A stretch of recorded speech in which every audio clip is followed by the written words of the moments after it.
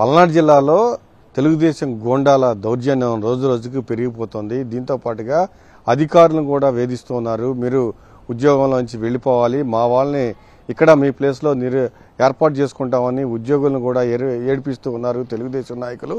అందులో భాగంగానే అన్నారం సొసైటీ బ్యాంకులో పనిచేస్తున్న ఓరుగంటి శ్రీనివాసరెడ్డిపై నిత్యం వేధింపులకు గురి చేస్తున్నారు. దాంతో పూర్తిగా అతను మనస్తాపానికి చెంది గడ్డి మందు తాగి ఆత్మహత్యాయత్నానికి పాల్పడ్డాడు. అతని పరిస్థితి చాలా సీరియస్ గా ఉంది.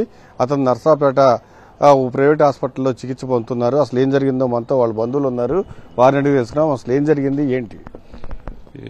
అన్నారం సొసైటీలో గుమస్తగా జాబ్ చేస్తుండండి. అంతకుముందు రొంపిచెర్లో చేశాడు. ఆ నుంచి అన్నారం సొసైటీకి వచ్చాడు. 5 ఏళ్లు పెట్టి చేస్తున్నాడు. ఈ గవర్నమెంట్ మారిన కాడి నుంచి ఈ దొప్పలపూడి శ్రీనివాసరావు అని అతను సీఈఓగా చేసి వెళ్ళాడు ఇంతకుముందు ఇక్కడ. మర్రిపాలెం అని వెళ్ళాడు. అది నాదేళ్ల మండలం, మరి ఎడ్లపాడు మండలం అటు వెళ్ళాడు అక్కడికి. మళ్ళీ ఇప్పుడు గవర్నమెంట్ మారంగానే వచ్చాడు. కౌంటింగ్ అయిపోయిన మరుసటి రోజు నుంచి వచ్చి ఈ బుక్స్ అన్ని హ్యాండ్ ఓవర్ చేసుకుని ఈ గుమస్తాలను ఇబ్బంది పెట్టి అతని హ్యాండ్ ఓవర్లో ఉన్నాయి బుక్స్. జీతాలు ఇవ్వాల, జీతాలు రానికుండా సురేంద్రబాబు అని అతను స్పెషల్ ఆఫీసరు. అతను ఇతను వీళ్ళిద్దరు కలిసి జీతం కూడా ఆపేశారు. ఈ 3 నెలలు పెట్టి జీతం లేదు.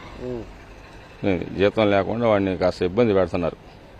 ఇబ్బంది పెట్టేసరికి వాడు ఇక ఎటు చెప్పుకోలేక నాకు చెప్పాడు ఎట్లా అని.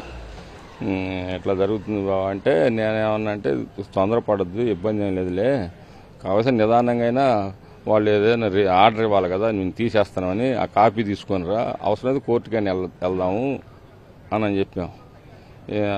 అది ఆర్డర్ ఇవ్వట్లా, జీతం ఇవ్వట్లా, జీతం ఇవ్వకుండా ఇబ్బంది పెట్టాడు. దానికి మనస్తాపం చెంది వాడు మందు తాగాడు. ఏమంటారంటే ఇతను తీసేస్తే ఏం చేయాలని తీసేసి దొప్పలపూడి శ్రీనివాసరావు అని అతను వాళ్ళ భార్యను పెట్టాలని, అతను పెట్టుకోవాలని అది అతను హ్యాండ్ ఓవర్ చేసుకుని సొసైటీని ఇంతకుముందు కూడా 20 ఏళ్ల పెట్టి అతనే సొసైటీ సీఈఓగా చేశాడు.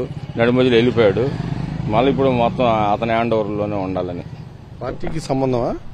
అతను పక్క టీడీపీ పోతే ఈ సెక్రటరీలకి అతను ఏదో సెక్రటరీగా చేస్తున్నాడు ఈ సంఘానికి.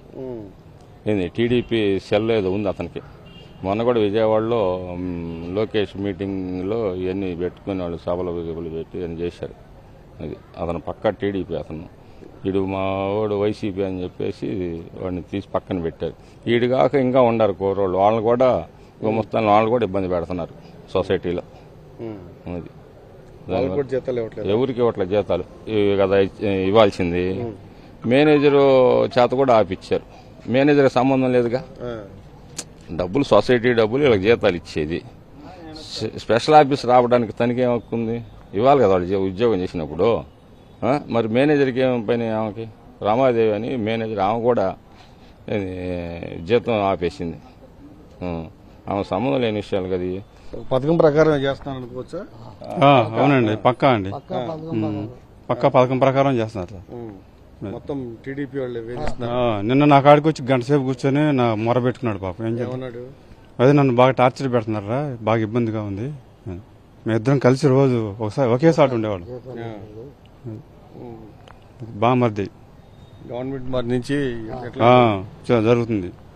బాగా టార్చర్ పెడుతున్నారు అబ్బాయి నాకు ఏంది అని నిన్న ఉదయం గంట సేపు కూర్చున్నాడు నా దగ్గరే. పూర్తిగా శ్రీనివాసరెడ్డి పరిస్థితి అయితే ఆందోళనకరంగా ఉందని డాక్టర్లు చెప్తున్నారని వాళ్ళ బంధువులు చెప్తున్నారు.